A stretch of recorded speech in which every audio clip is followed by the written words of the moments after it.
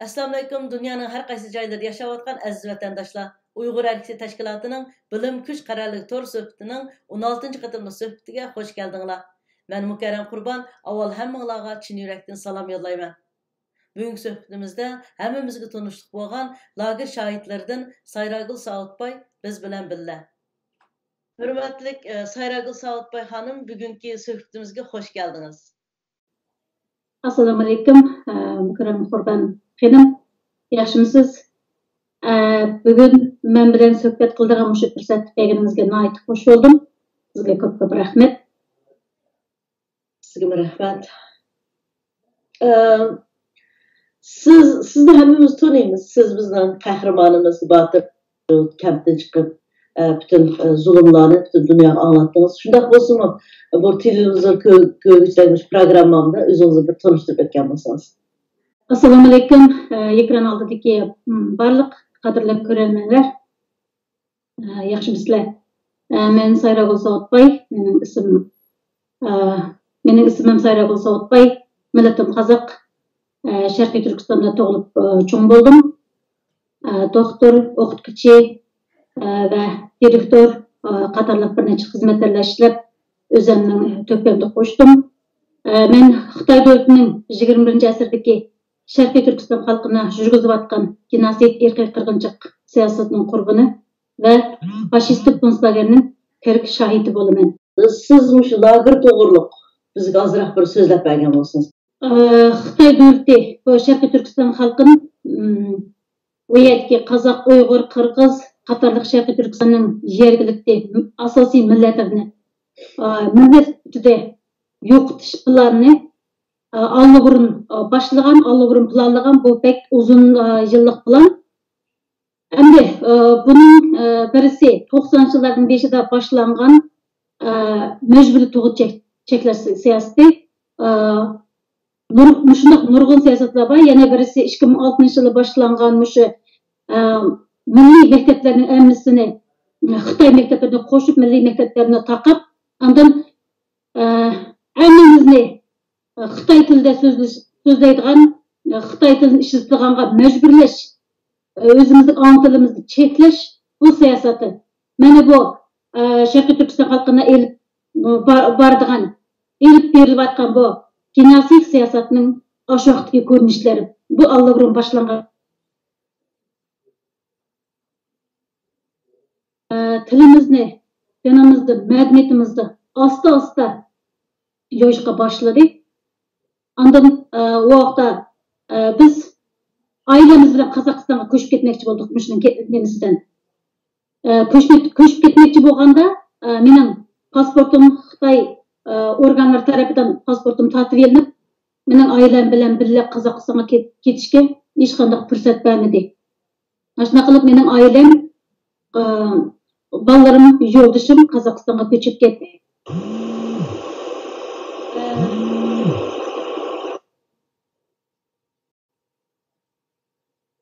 Ular Qozog'istonga ko'chib borgandan keyin beshida bizlarda aloqamiz batdi, aloqalashib turardik.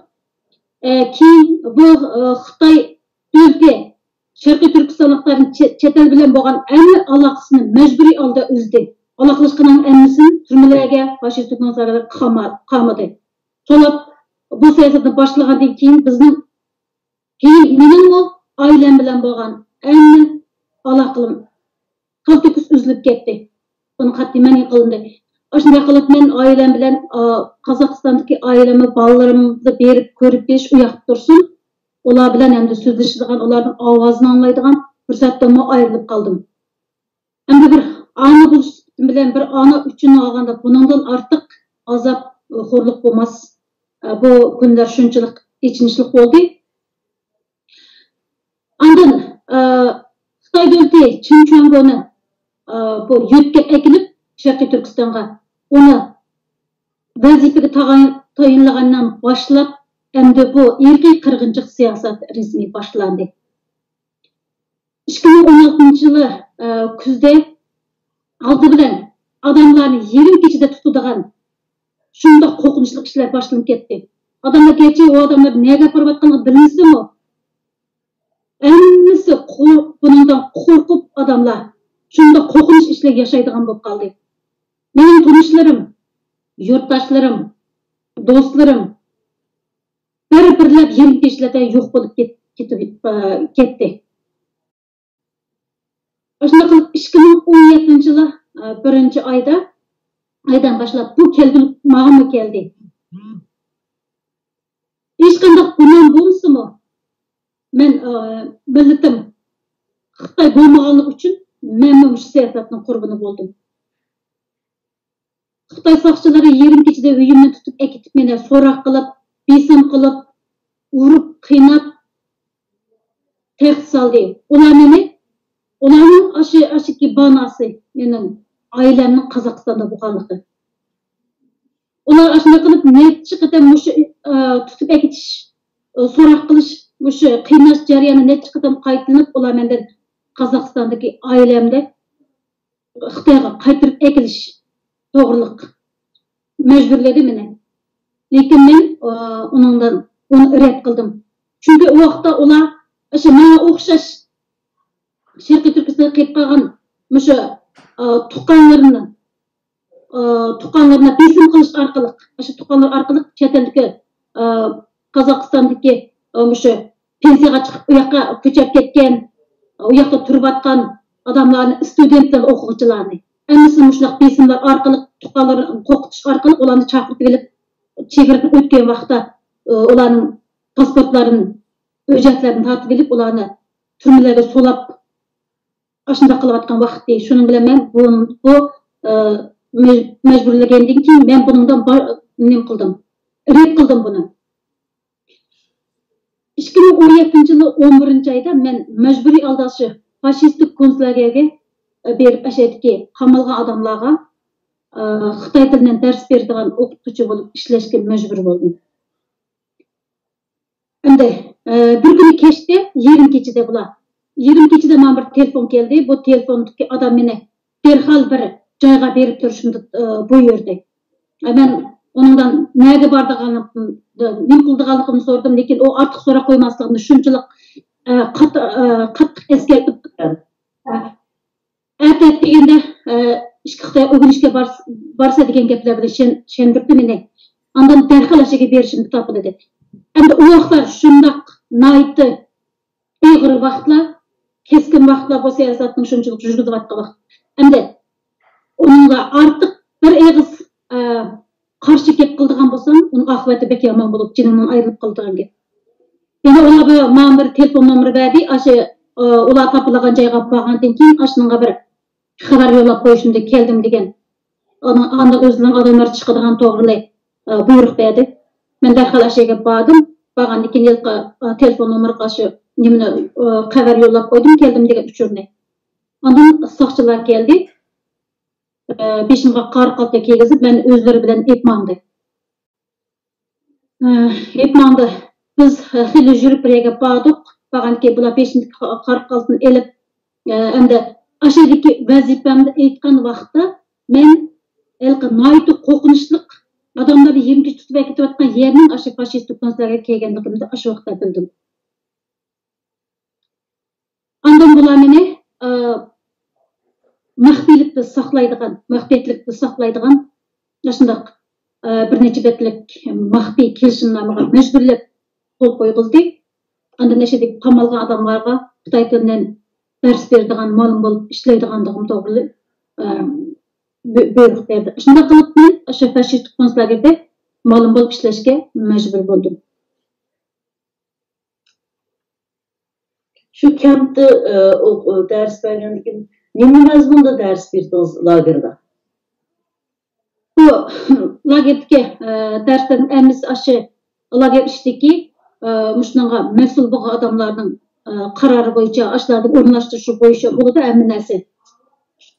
Ular qanday o'rnashsa shunday qilsa, unga majbur bo'lsa.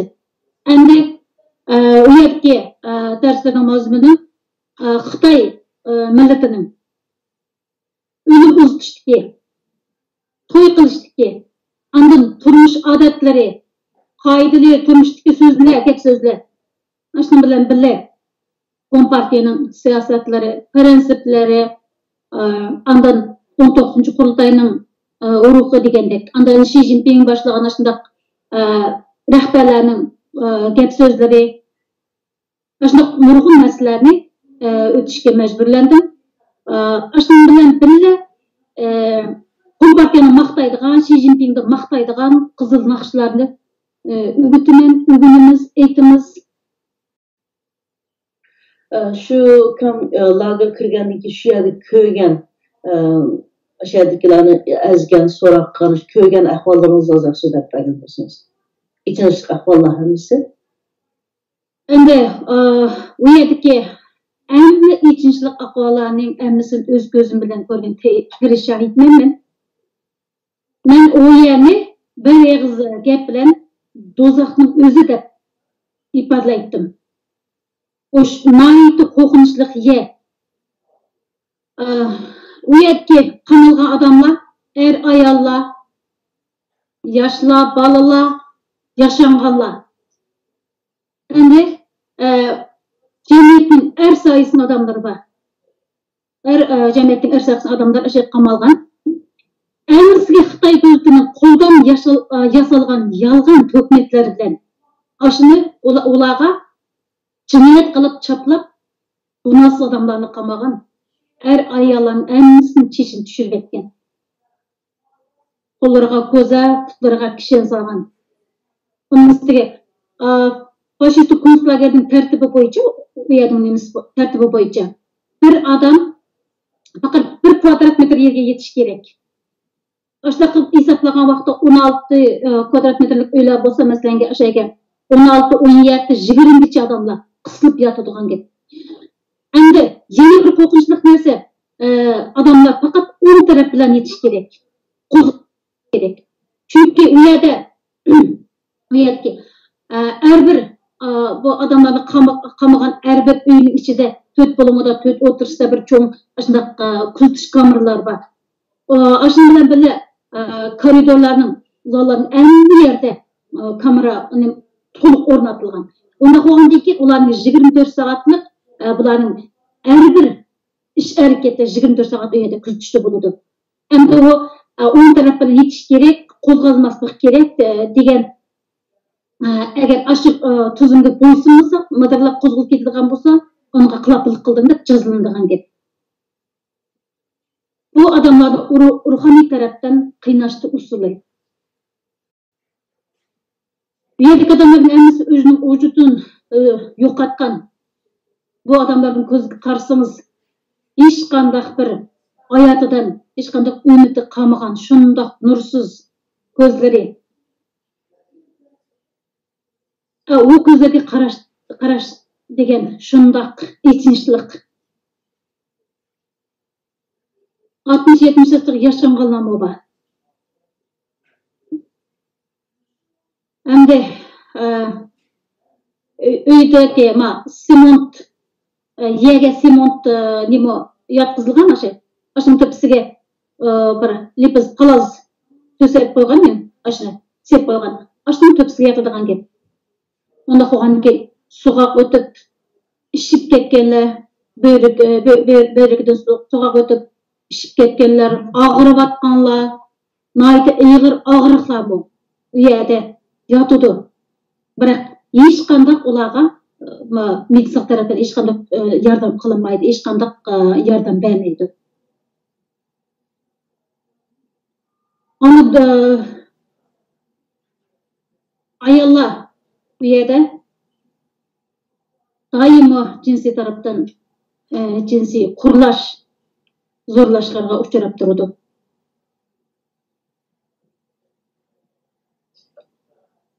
Adatda men ders ötüp atkan vaqtda sakçılar sırttan besip kirip aşı jazalaydigan adamlarni söylep aytışıp ketidi. Söylep aytışıp ketkenden keyin türmedeki jazalaydigan qara uy gapirdi. Bu qara uy dep ataydı. Bu qara uy degen kamera koyulma, kuzatish kamerası koyulmagan kamerasız uy. O aşağıdaki qamalgan adamlarni jazalaydigan türlü ichinchlik vasıtlar bilen qiynash jazalash ep bardigan uy. O adamlarni o söylep açık ketkenden keyin oş qara uydan biz vaqırğan, qutquzunlar dep vaqırğan aşınlar içinçlik avazlarda daim anlap durumuz. Erketken aşı, жазмашқа erketken adamlarının bəzilərinin şonunda eğir qıynagan alda, eğir жазылған alda qaytadan sörüp əkelip koydu. Elqi sörüp əkelgen adamlar üstü beşleri kan, tırnaqlarını şülüp etken, ondan elqi mıqның uçunu yuqur qartıp orunluqlarga, aşında nem qilgan jaza orunluqlarga mecbürlep otağılıp güç bilen qıynagan adamlar. Bəziləri oşpet qaytıp kelmedi, yo'qab ketdi. Men bilemen olar aşı qiynash jarayonida ölüp qaldı. Andan o yerki sonra azayıp ketken adamların ornuga yana da yeniden adamlarını tutup ekip oturup durdu. Türmedeki ama faşistik konusundaki işteki qamalgan aşı günahsız adamlarga mecburi alda okul dorlarını mecburlep saladı işkizudu. Bu okulda dorlar şunçılık ziyanlık, salamatlık kemal ziyanlık, adamlarının hayatını kıskartıdığan, nerv sistemasını bozuduğan, yine ayarların ezini toxtutup, erlerinin börek hizmetini yokutup, hem de bularını baz yüş iqtidarından ayırdığan aşındaq şunçılık ziyanlık okuldarlarını işletişke mecbur oludu.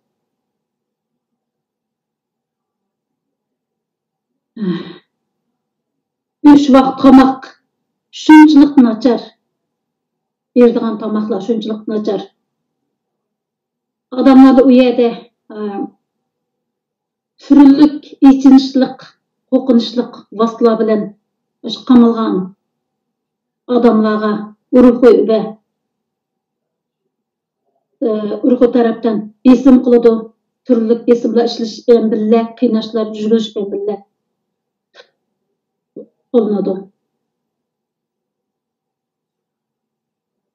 Yani adamlar u yerda mecburi alda o'zlarining yo'q jinoyatini itiraf qilishga mecbur bo'ladi. Hamda u yerda har bir kameraga tualet o'rniga bir chelak qo'yilgan, to'pisi qaqmog'i bor, to'pisi bir ashundoq cho'ng chelak qo'yilgan. Aşı bir uyda qamalgan hamma adamlarning cho'ng kichiklarining hammasi ash chelakka bo'ladi. Chelak to'shqandan keyin uni to'p qaqmog'ini yepib achiga qo'yib qo'ydi. Uni atat deganda chiqib to'kib etkichi teretke eğer teret qistab ketdi, hech kimning teretga o'tirish ruxsat qilinmaydi. Siz şu yerdekilerin kiçigi şu kentliklerin kiçigi qancha yaşlı kiçik balalarını gördünüz kiçiklerini. Çoğunları qancha yaşlı sizin görgenleriniz? Yerdeki en küçük bala 13 yaşlık bala, en yaşı çoğun adam 84 yaşlık adam, 60-70 yaşlık yaşanğanlar var. Şu küçük 13-14 yaşlık bizim balalarımız, şuların mu ten cazası uçurgan, aşağıda bir haletlerini gördünüz mü? U yerde ular qamalgan adamlarni, mesela ular hech kimni ayırmaydı. Kimni jazalag'isi kelsa shuni jazalaydi. Banani o'zlari tapidi. Mesela çünkü ularga shundoq cheksiz huquq berilgan. Ular birisini birdim qilib etsin, o'ldirib etsinmi, hech qanday ularning javobgarligi surishti qilinmaydi. Çünkü emmasiga shundoq huquq berilgan. Siz lagerdan qanday qutulib chiqdingiz? Mümkün bo'lsa, shunday bir jarayonlarni qisqacha so'zlab bergan bo'lsangiz. 2018 yılı 3. ayda ular bir kuni meni aşı lagerdan qaytarib akeldi o'zlari. Hem de yine tutup ketip so'roq qilib meni 1-3 yıllık faşistik konslagerge qamaydiganligini, menin kirip meyimde jüp çıkıdığanlığım toğrılık uftadi. Vazifem dep taşladı. Uya men Ularning vazifanizni olib tashlagandan keyin sizning kam lagerda yotganligingiz to'g'ri dedi, shundaqmi? Ha, shundaq. Vazifam dep tashlab yana kechida tutib ketdi. Tutib ketib apirib yana so'roq qilib, endi mening 1-3 yillik lagerga kirib meyimde jüp çıkıdığanlığımni to'g'riliq uqtadi. Endi ular aldıda neçe qitim meni apırıp so'roq qilib nem qilgan vaqtlarda bular meni Qozog'istonda oilamni qaytarib kelishga majburlagan. Men uni ishlamadim, rad qildim. Mushu mening jinoyatim bo'lib qoldi bu yerda.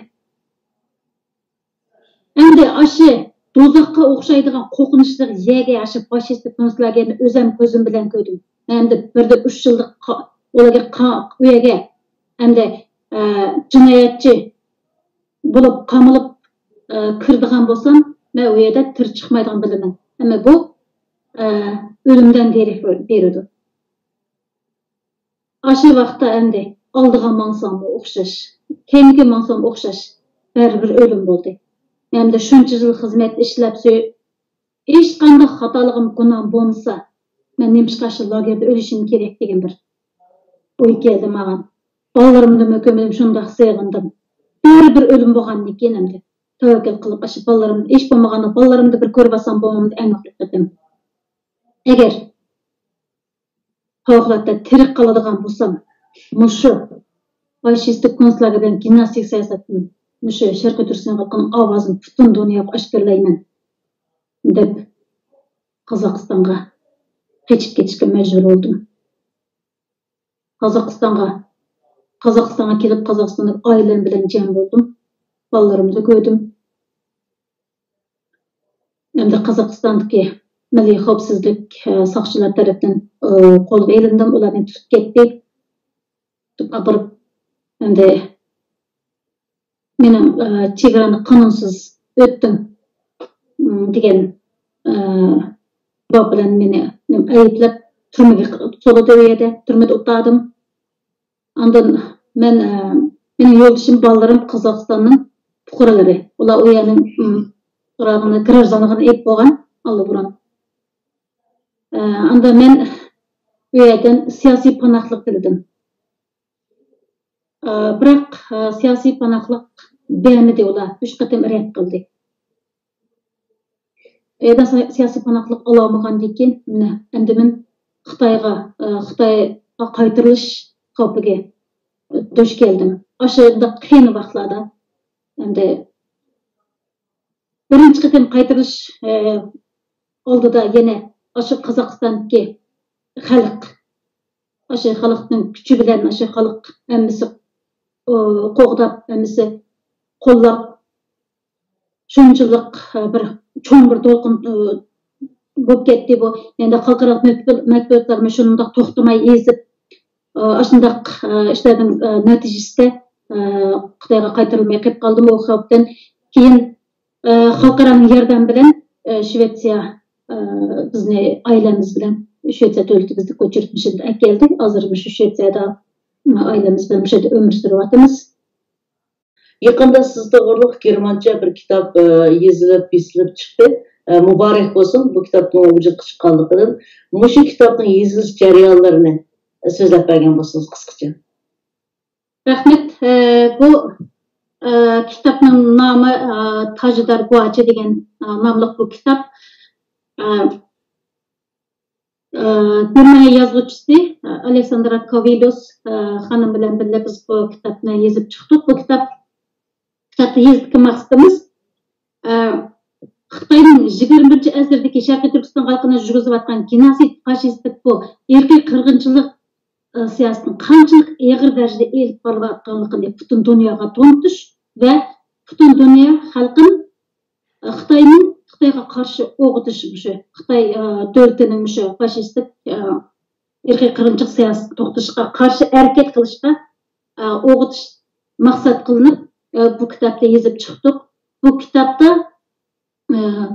әмме жариянlar qanchalik darajada bo'layotganligini, nima qilayotganligini, faşistik konservativ iştizat nimalar bo'layotdi, qanchalik bu genosiy siyosat qanchalik darajada ig'ir degandek әмме ishlar dalil faktlar bilan to'liq yozilgan. Bu kitobni o'qigan har qanday bir odam Xitoyning yurgizayotgan, Xitoy davlatining yurgizayotgan siyosatini qanchalik ig'ir darajada ekanligini chin yuragi bilan tushunib yetalaydi. Endi bu kitobni yozish jarayonida nurg'unlagan besimlar, nurg'unlagan qiyinchiliklarga uchradik. Lekin bu Alexandra Kavilyoskaning bir necha kitobning avtori, u kishi, bu ayol nihoyatda jasoratlik bilan hech qanday hamma qiyinchiliklarni yengib ishimiz birlikda bu kitob 2020 yil belgi yil 6-oyda Berlindagi bu nashriyatdan chiqdi, o'ngishliq oldi. Hozir endi bu kitobga bo'lgan bu g'arb davlatlarining qiziquvchiligi bek eshibyotdi kundan kunga. Biz endi kunda shu kitob to'g'riliq shunchalikqa nihoyatda yuqori siyosiy baho berayotgan odamlarning xatlarini o'qirmonlarimizning to'xtamay kelayotgan olqish xatlarini topshirib olyapmiz. Ularni bu kitobni o'qigandan keyin faqat o'qib bilan olqish xat yezib bilan to'xtab qolgani yo'q. Bular buni ko'rgandan keyin Sharqiy Turkiston xalqining o'sha qiyin qismatlarini, o'sha uchrayotgan ishonchlik tragediyasini chin dili bilan tushunib, ondan qiladigan yordamlarni qilyotdi. Masalan, Shveysariyada nurg'unlagan odamlar har haftada har bir shaharlarga berib, o'sha kitob to'g'riliq Sharqiy Turkiston masalasi to'g'riliq Sharqiy Turkiston xalqining o'sha taqdiri to'g'riliq benim sohbetlerimde çoğun qilib besib chiqarib qo'llariga enamli kitobni ilib, uning bilan birga mushu Sharqiy Turkiston xalqining beshidagi mushu ish hozirgi kechirayotgan ishlarini to'ntirish uchun shuni shuncha cho'ng qog'ozlarga besib nima qilyotdi, qaqtiryotdi bu xalqlarga ko'chalarda cho'ng bir kun mushu shaharda yana bir haftada boshqa bir shaharga yo'tkilib, shunday cho'ng ishlarni qilyotdi, tashviq qilib. Endi ular deydi, bizning qo'limizdan keladigan ishlarni qilamiz.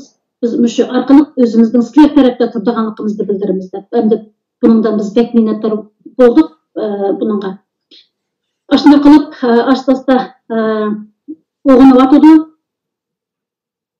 Endi ba'zi odamlar bu kitobni o'z o'qigandan keyin endi o'zlari yuzlab, ishkuzlab setib olib bu kitobni özünün tanışlarına, hizmetdaşlarına, qo'shni qo'lonlarga shunday bu kitobni sovg'a qilib, o'zlari setib olib, alarga sovg'a qilish orqali xalqni o'qib, buni kitobni tanishtirish orqali Sharqiy Turkiston xalqina yordam berishga ularni harakatga chaqiryotdi. Shunday nurg'un ishlar bo'lyotdi hozir vaziyatda. Siz bu kitap yazış jarayonida nurg'un to'sqinliklarga uchradik dedingiz. Mesela qanday to'sqinliklar? Xitoylar tarafdan kelgan to'sqinlikmi? Xitoy davlatining bu g'arbdagi bularning yumshoq kuchlarining Xitoy davlatining muddasi uchun xizmat qilgan har xil odam, har xil xizmat qilgan har xil tashkilotlar bo'lsin, shaxslar bo'lsin, chiqqanligini o'zingiz bilasiz. Bular allaqurun simib kirib olgan g'arb davlatlarga. Ashlarning besimi orqali ashlarda to'xtamay turli besimlar bo'ldi, o'qitishlar bo'ldi, to'xtatimlar harakatlanib. Andan bu yozuvchi ayolgami Beijingdan to'xtamay telefonlar kelib qo'qitib, bu kitobni yozmoqchilik to'g'riliq tadqiqotlar bo'ldi. Lekin uning nima qilmadi? Ahri biz kitobni endi o'ylaganda nashriyatdan chiqardik. Endi hozir bu kitob ingliz tiliga tarjima qilinyapti.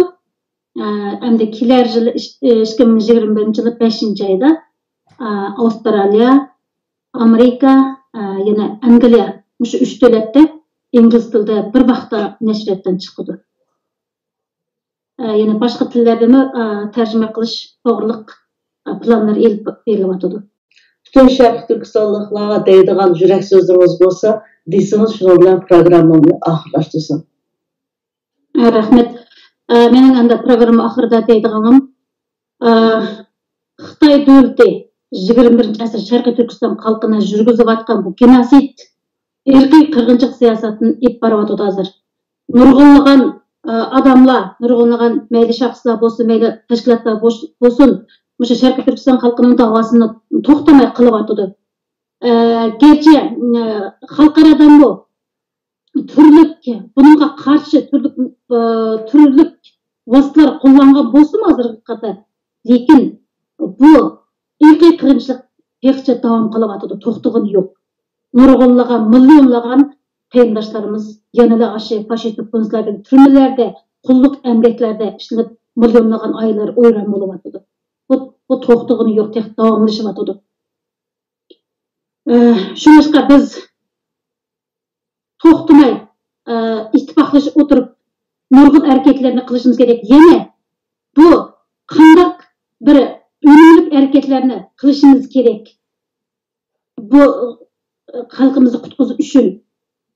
Şunun bilen birle şu kandak kılganda biz bu şu Şarkı Türkistan halkını kutkuzuş meselesini bir yuqur bir belge ko'taralaymiz. Bunu ünlülük alda yine bir to'xtatishga erkeklerini kılalaymiz degende oylaşış bu bir fırsat küttürmeytin bir şundaq mühim nazuk mesele bu. Şunaşqa biz emmemiz to'xtamay özümüzün qo'limizdan mümkün şu erkeklerin qilish bilan birle yana qanday o'limlik erkek bor ekanligini cho'qim tepishimiz kerak. Shunday qilib biz bu erkek to'xtatishga davomli kuch chiqarishimiz, kurashimiz, erkekni to'xtatishimiz kerak. Agar buni Xitoy davlatining bu Sharqiy Turkistonda qilayotgan bu bizning Sharqiy Turkistonning xalqi millat sifatida yo'qolib ketamiz. Şunaşqa bizning oldimizda cho'ng vazifalar turdi. Hech narsadan to'xtamay, charchamay harakatlarimizni davom qilaylik hammamiz. Yetimamay qo'limizdan nimkili shuni qilaylik. Hech bo'lmaganda tuqqanlarning izlarini qilishmi, o'sha millatning davosini qilganlik deb hisoblanadi. Bir kunlarda shundan bir natija chiqdi. Sharqiy Turkiston xalqining o'sha faşist Xitoy davlatining zulmlarning ostidan qutqizib olamiz degan bir maqsad bilan, o'rtaq maqsad bilan kurash qilishimiz kerak. Bu eng muhim deb o'ylayman. Hammanglarga o'sha Sharqiy Turkiston xalqining davosini qilayotgan hammanglarga rahmat. Hürmetli Sayradil Hanım, bugün programıma vakit çıkarıp kendiniz için köpten köp rahmet. Hem barlık beşinizde ötken şu itinçlik ahvallarını bütün körermenlerge sözlep belginiz ortaklaştığınız için mi köp rahmet. Sizden mi, benim mi körümüz yerim oldu. Allah şu zulüm içindeki barlık karindaşlarımızda şu zulümlerin tezrek kurtuluşunu Allah'tan dileyimiz. Hem de sizden bu kitabımızda o'qigandan keyin, ya'ni ingliz tiliga tarjima qilingandan keyin yana boshqa uyg'urlarimiz uni qozoq tili va uyg'ur tiliga tarjima qilishni hamda do'stlariga ilib uni do'stlariga sovg'a qilib bu zulmlarni keng doirada anglitishini umid qilaman. Amsa sizga ko'pdan ko'p rahmat, har zaman omon bo'ling. Sizga rahmat deganingizda hamma qarindoshlarimga, hamma ko'rganlarga rahmat. Omon bo'linglar.